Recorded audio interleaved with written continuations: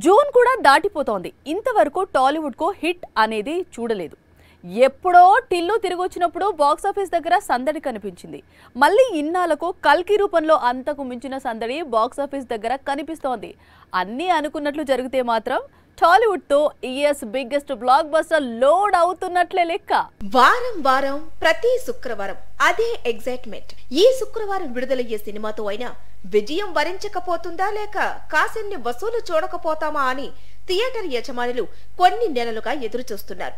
April, మే, June లో వచ్చిన సినిమాలు వచ్చినట్లు నిరాశపరిచాయి.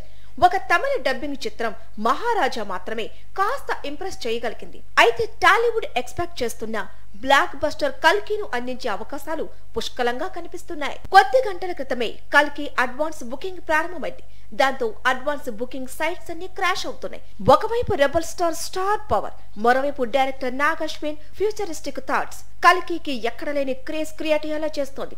దాంతో టికెట్ బుకింగ్ సైట్స్ లో టికెట్స్ హాట్ కేకుల్లో అమ్ముడుపోతున్నాయి. జరుగుతున్న అడ్వాన్స్ బుకింగ్ చూస్తుంటే కల్కి తొలి రోజు 150 నుంచి 200 కోట్ల వసూళ్ల ఓపెనింగ్స్ ఖాయంగా కనిపిస్తోంది. ఇందులో తెలుగు రాష్ట్రాల వాటానే సగం ఉంటుంది. సో ఎటు చూసినా తెలుగు సినీ పరిశ్రమకు ఈ వీకెండ్ నుంచి కష్టాలు తీరిపోయే అవకాశాలు ఎక్కువగా కనిపిస్తున్నాయి. టాలీవుడ్ నుంచి మరో pan India film box office ను షేక్ చేసే అవకాశాలు ఎక్కువగా ఉన్నాయి.